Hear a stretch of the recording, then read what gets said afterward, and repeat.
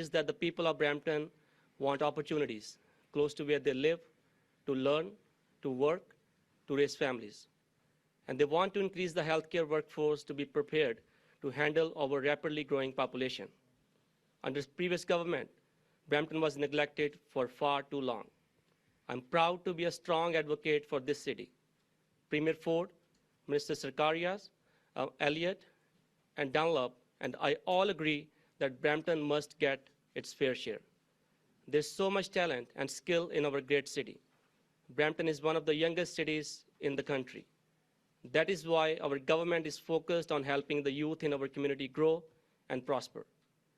Everyone here has worked tirelessly to ensure that the people of Brampton get the opportunities they deserve. I'm honored to invite the Premier of Ontario, Doug Ford, to the podium to announce one more way that this government is delivering for the people and families of Brampton. Thank you. Well, good morning, everyone, and thank you, MPP Sandhu, for that introduction. You're a big reason why we're here today making this announcement. We're also joined by Minister Dunlop, Minister Elliott, and Councillor Charmaine Williams, which were all instrumental in this. And as well as the person that controls the money, as I always say, I love the people who control the money, the President of the Treasury Board, Pramit Sakaria, who's done an outstanding job delivering for the people of Brampton South. Also, as I say, the architect, the Commander-in-Chief, Dr. Mohamed Lachemi from Ryerson University, who has been leading the charge to make this incredible announcement possible. Dr. Lachemi, thank you. Thank you for all your leadership and your work. Friends, after 2 very long years, we've come so far. Because of the sacrifices made by Ontarians and the amazing care provided by our healthcare heroes, we've been able to safely and cautiously reopen our province. After decades of underinvestment, this pandemic stretched our system to the limit. But now, looking ahead, we can be confident that Ontario is better prepared for the future. We're producing more of the masks, gowns, gloves, goggles, face shields, and ventilators we need here at home. Because of our ambitious plan that's building Ontario, we're adding thousands of hospital and long-term care beds. With the support of our government's historic funding, fast-growing towns like Brampton are attracting more doctors, nurses, and personal support workers to care for patients. But we can do more to build a stronger, more resilient health system. A big part of that is ensuring we're training the next generation of world-class health professionals and making sure that we are providing the opportunities for more women and men to get the schooling they need to become the doctors of tomorrow.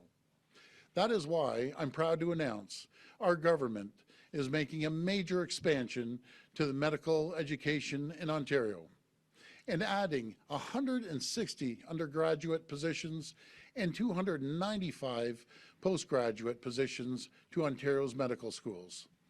This is the largest expansion in more than 10 years, and it will create more spaces at all 6 medical schools across the province, further delivering on our promise to bring high-quality health care to all parts of Ontario. But most exciting of all, we're building the brand new Ryerson School of Medicine that will open right here in Brampton. Our government is investing in training the doctors who will serve this community at a new hospital for Brampton that we announced last summer. We want doctors from this community, trained in this community, serving this community.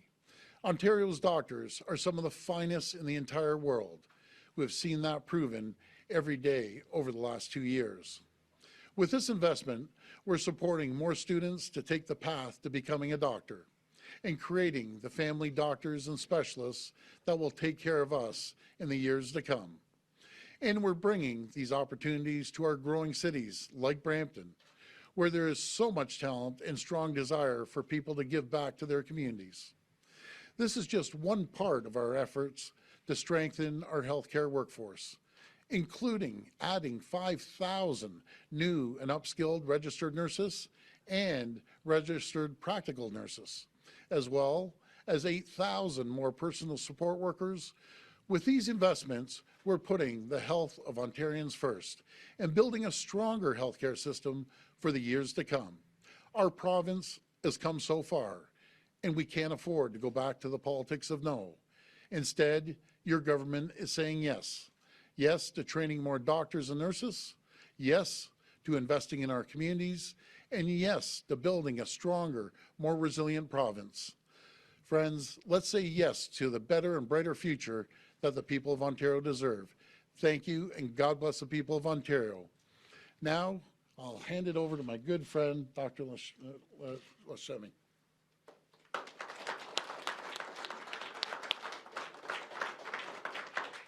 Thank you very much, Premier Ford. This is great news for the people of Brampton and Peel region. I want to thank all of the government representatives who have played a part in making this a reality. I would also like to extend a special thank you to Dr. Frank Martino, Interim President and CEO of the William Osler Health System, who is here with us today. Throughout this pandemic, the government's decisions have been guided by concern for the well-being of the people of this province. That same focus brings us here today.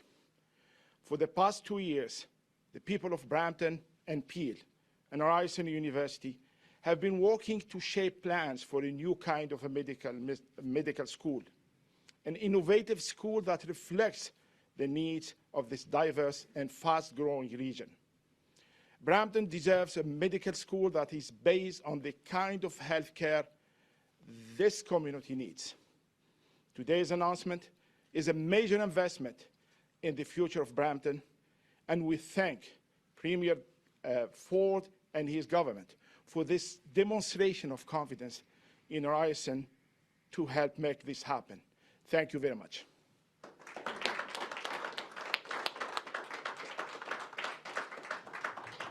We'll now take questions from the media. If reporters with questions could please form a line behind me at the microphone. It'll be one question and one follow-up per reporter, one at a time. Premier, good morning. It's Richard with City News. Richard, how are you? I'm good, thank you. Unfortunately, we've seen this BA.2 subvariant cause a lot of trouble overseas. Half of European countries are seeing cases surge, hospitalizations too. Scotland, within the last hour, decided to reverse its plan to drop its mask mandate. Hospitals in Hong Kong are overrun, 37 million locked down in China. Premier, I'm wondering what you think about when you hear these reports. Well, we're always very cautious. I just want to remind everyone, per capita, we have the lowest hospitalizations, I think, next to PEI. But I'll always be cautious and move forward slowly. And we've built up our healthcare system. We've built up our healthcare system to be able to handle an increase, and we've learned a tremendous amount over the last 2 years. But maybe I'll bring Minister Elliott up. That's deals with this day in and day out, and she can chat. Well, we have been following the BA.2 variant very closely. Dr. Moore is studying it. We expect that it may be the 50% of the cases that we have in Ontario within the next short period of time. But the evidence suggests that in Ontario, at least, it is a subvariant of the original Omicron variant, and it's not causing many more hospitalizations or more intensive treatments. But we're keeping a very close eye on it and are very cognizant of what's going on in the rest of the world. But as the Premier said, we have built up our system. We've built up another 3,100 extra beds. We're training the Health Human Resources with this announcement today. And Dr. Moore feels that we will be able to handle this variant without any further disruption to services in Ontario. Thank you, Minister. Premier, on the mask mandate, which you're dropping next Monday, a number of colleges and universities and private schools have decided to keep the mandate in place for their students. How come they get to make that decision without jumping through any hoops, but the public boards don't, sir? Well, again, that's going to be up to each university and each college. We have our minister here, Minister Dunlop. Do you want to speak on that? Yeah, but I'll hand it over to you. Thank you. Thank you, Premier, and thank you for that question. As you know, universities and colleges are autonomous legal entities, so they are able to make those academic and administrative decisions for themselves. Hello, Premier. Natasha MacDonald, Radio Canada. Hi, Natasha. Premier, will you be supporting Patrick Brown, Pierre Poilievre, Jean Charest, or any other candidate in the federal Conservative leadership race? And will you be allowing your MPs, ministers, to publicly support the candidate of their choice? Well, great question. The answer is no. I'll be supporting the people of Ontario. I have my hands full moving forward. And as for our MPPs, I believe they'll have their hands full. So, no, they won't be supporting anyone. Thank you. Minister McNaughton this morning was talking about 30,000 jobs for Ukrainian refugees, but your government has yet to allocate specific funds or say for resettlement or say where those refugees would be housed. So can you give any details on that and say if any of those jobs would be available as well for Afghan refugees? Sure, we welcome everyone. First of all, let me address what's happening in Ukraine. My heart breaks for the people over there. They're so resilient. They're some of the strongest people I've ever seen, and fighting against this tyrant, in which the whole world has to fight against this tyrant. And as for the people coming here, we welcome them with open arms. We have over 200 companies and 30,000 positions available, and that's just the 200 companies that have come forward. We'd be working with settlement services as well. Our goal is to make sure they have safe haven when they come here, and we'll make sure that that happens. And again, we have a tremendous amount of opportunities for them, employment here in Ontario. I guess the federal government's job is to get them here. Once they're here, they'll be well taken care of, not only within the Ukrainian community, but from everyone in Ontario. Hi, Premier. Holly Mackenzie-Suter with Canadian Press. Hi. Asking about the PSW wage increase that was temporary and extended since 2020. Can you just explain why you can make it permanent now after all this time rather than, in 2020? And related to that, why take this approach of giving raises to particular health worker groups rather than just get rid of the Bill 124 like the unions are asking for to allow higher wages? Well, thanks for that question. We've seen over the last 2 years how they've stepped up to the plate. They've done an incredible job. When we saw the challenges in long-term care, who stepped up? All the PSWs. For years, they were ignored, they were underpaid, overworked, and we acknowledge that by giving them the $3 an hour increase. We are going to make it permanent, and it's well-deserving. They work so hard, and we all saw it firsthand.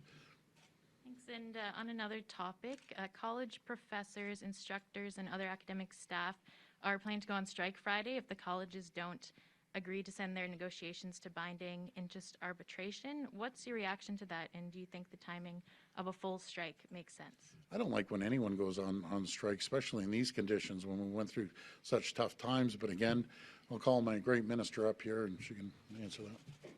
Good boy, you got a busy day today. Questions? No, thank you for the question. And we are monitoring the process quite closely. I've heard from students and from parents who are very upset. Students cannot afford a strike at this time. They're finally back in the classroom. That's where they need to be. That's where their best education is, where they're collaborating with their colleagues and their faculty.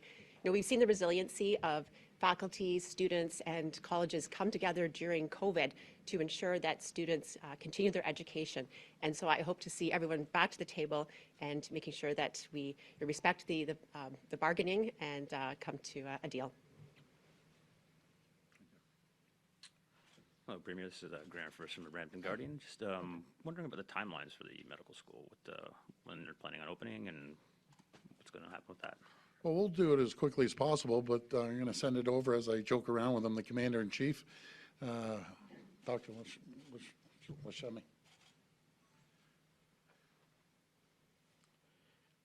Thank you very much for the question.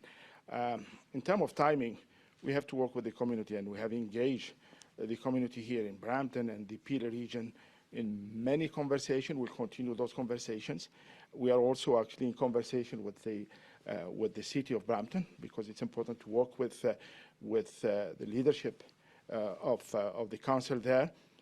In terms of timing, I think we are very optimistic about the first cohort of students in September 2025.